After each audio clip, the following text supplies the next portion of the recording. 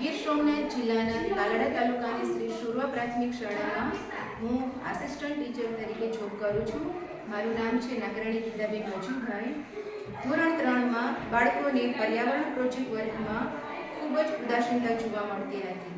તેના માટે મેં આ નવતર પ્રયોગ હાથ ધરવામાં આવ્યો છે. આજના આ પ્રવર્તમાન સમયમાં બાળકો ધીમે ધીમે પ્રકૃતિથી દૂર થતા જાય છે. બાળકોનું મોબાઈલ સાથેનું જોડાણ ખૂબ જ વધી ગયું છે. પ્રકૃતિના વિવિધ તત્વો જેવા કે વૃક્ષો, નદીઓ, પર્વતો, પક્ષીઓનો અવાજ સાંભળવો વગેરેમાં નિરસતાના ભાવ જોવા મળ્યા છે. બાળકો પ્રકૃતિથી ખૂબ નજીક રહે અને પર્યાવરણનું પ્રોજેક્ટ કાર્ય છે ખૂબ જ રસ રુચિપૂર્વક કરે તેના માટે આ નવતર પ્રયોગ મેં હાથ ધર્યો છે. આ માટે સૌપ્રથમ તો બાળકોને પ્રાર્થના સભા અને રિસેસના સમય દરમિયાન તેને પ્રિય હોય એવી રીતના વૃક્ષની સમીક્ષા કરવાનું કહેવામાં આવ્યું. ધીમે ધીમે વૃક્ષ સમીક્ષા કરીને આવતા બાળકોનો સમુદાય વધતો ગયો. આ ઉપરાંત બાળકોને વિવિધ વૃક્ષોના પાનમાંથી અલગ અલગ પશુ પક્ષીઓના ચિત્રાંકન કરવામાં આવ્યું. ધીમે ધીમે બાળકોને પર્યાવરણ પ્રોજેક્ટ વર્ક રસપૂર્ણ અને તેની અધ્યાપન નિષ્પત્તિ છે એ એકદમ એને સરળ રીતે સિદ્ધ થવા માંડી. પર્યાવરણ વિષય બાળકો સરળતાથી સ્પષ્ટ રીતે અને દીર્ઘ સમય સુધી એ જાણી શકે એ માટેનો અમારો પ્રોજેક્ટ હતો.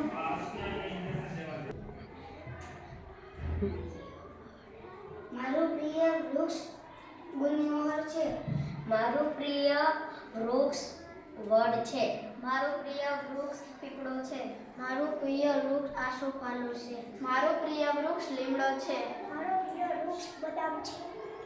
મેં વૃક્ષના પર્ણમાંથી કાચબાનું ચિત્ર બનાવ્યું છે. મેં વૃક્ષના પર્ણમાંથી ભૂવનનું ચિત્ર બનાવ્યું છે. મેં વૃક્ષના પર્ણમાંથી સસલાનું ચિત્ર બનાવ્યું છે. મેં વૃક્ષના પર્ણમાંથી પતંગિયાનું ચિત્ર બનાવ્યું છે. આ રીતે પર્યાવરણના વિવિધ પ્રોજેક્ટ વર્કમાં માત્ર વિષય વસ્તુને લક્ષી જ નહીં પરંતુ વિષય વસ્તુની બહાર પણ અલગ અલગ પ્રોજેક્ટ બાળકોએ બનાવેલા છે. જેમાં સેવ વોટર પાણી બચાવીએ, સેવ ટ્રી મીન્સ કે વૃક્ષોને બચાવીએ, સ્ટોપ પોલ્યુશન આજના સમયમાં પોલ્યુશનની સમસ્યા ખૂબ જ ગંભીર છે તો આપણે આ પ્રદૂષણને પણ વધુ વૃક્ષો વાવી અને પ્રદૂષણ પણ રોકી શકીએ. સ્ટોપ પ્લાસ્ટિક આ એક ખૂબ ગંભીર સમસ્યા છે. પ્લાસ્ટિક મુક્ત પર્યાવરણ બનાવીએ અને સેવ નેચર ટૂંકમાં આ બધા પ્રોજેક્ટને લીધે આપણે પ્રકૃતિનું સંરક્ષણ કરીએ અને પ્રકૃતિ બચાવીએ. ટૂંકમાં પ્રકૃતિ એ જ પરમેશ્વર છે એ પંક્તિ ચરિતાર્થ કરીએ. ચલો ચલે